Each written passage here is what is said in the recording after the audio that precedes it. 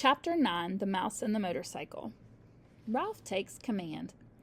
It was a sad night for Ralph, a sad and lonely night. If he went back to the mouse hole, his mother was sure to worry him with embarrassing questions about the motorcycle. She would also expect him to help clean up after the family reunion.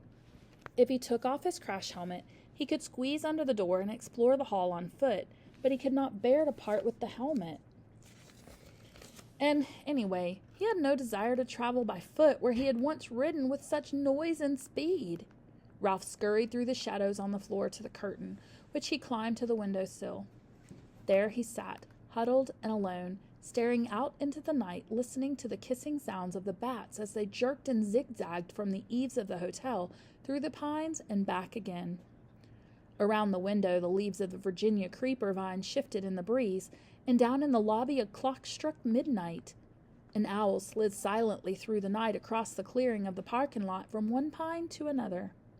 Ralph could remember a time when he had envied bats and owls their ability to fly, but that was before he had experienced the speed and power of a motorcycle. Early in the morning, the smell of bacon drifted up from the kitchen, brought back all Ralph's dreams of the ground floor. It was not long until he was embarrassed to discover that Keith was awake and was lying quietly in bed watching him. "Hi," said Keith. "Oh, hello." Ralph wished he had returned to the mouse hole before dawn. "Well, I guess it's about time for me to go home to bed." Keith sat up. "Don't go yet. Wait until my folks get up." Ralph leaped to the door. "I didn't think you'd want to talk to me after I lost your motorcycle." I may never have another chance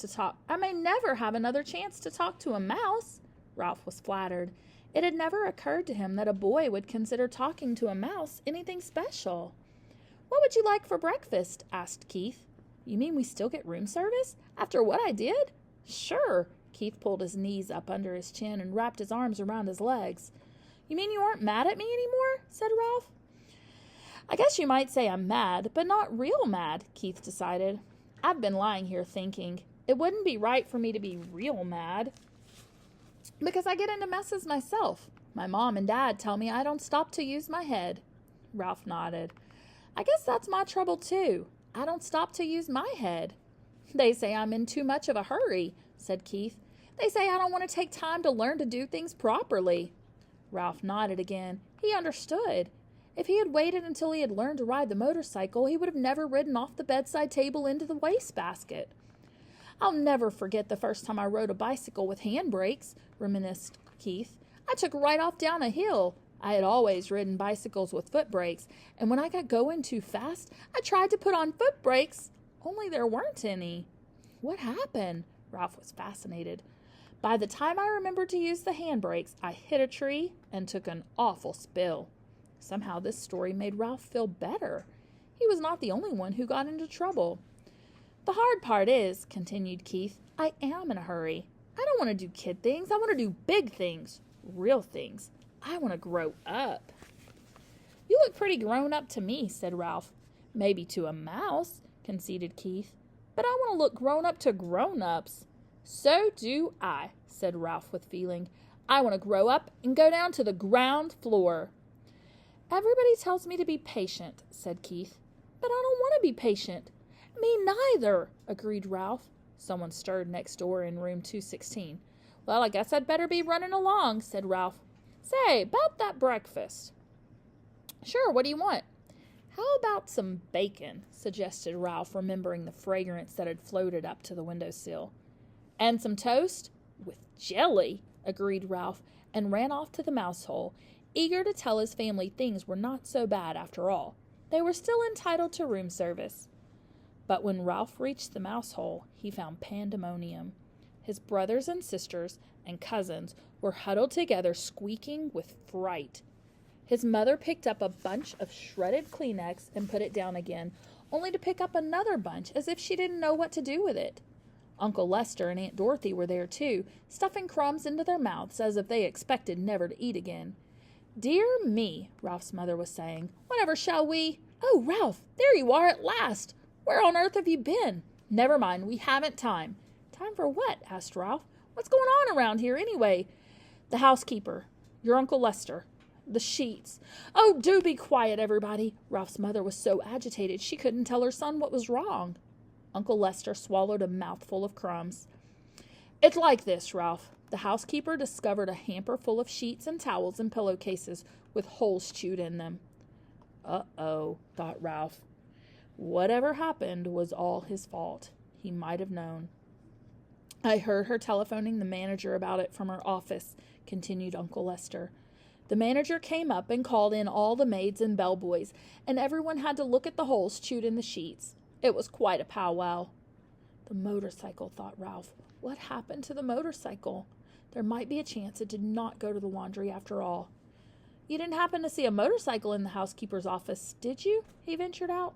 I was listening, not looking out, said Uncle Lester. I am not foolhardy like some people around here. Ralph, you know what this means. His mother managed to pull herself together to say that much. It means war on mice, said Aunt Dorothy ominously. It means traps.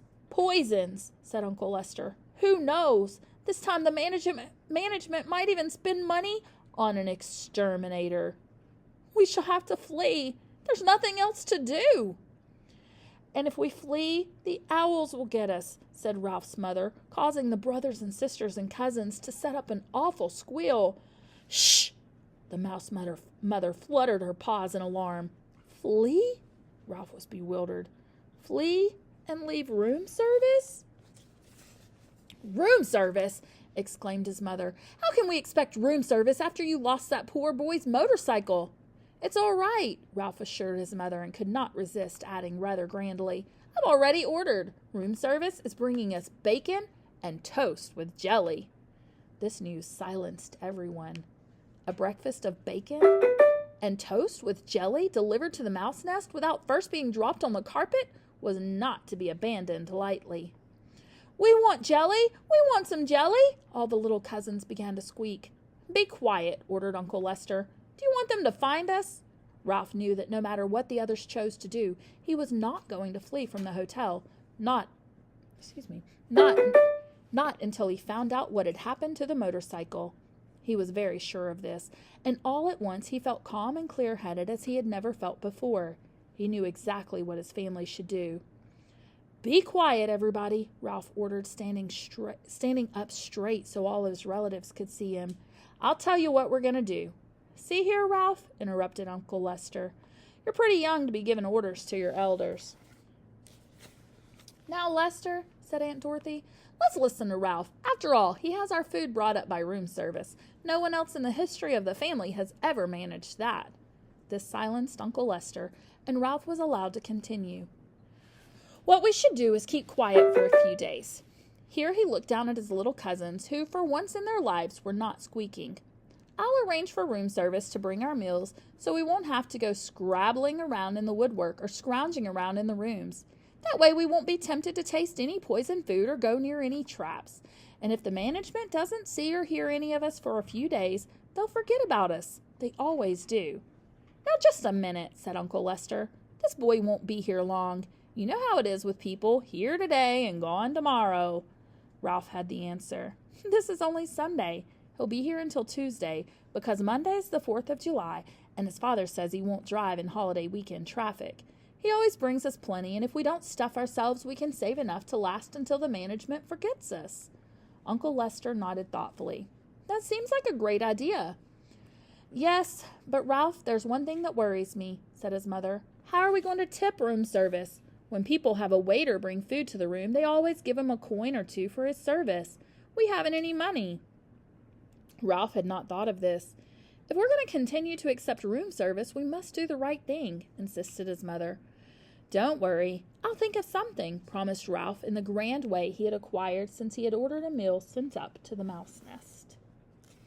Sorry about those beeps. I don't have my email closed, apparently.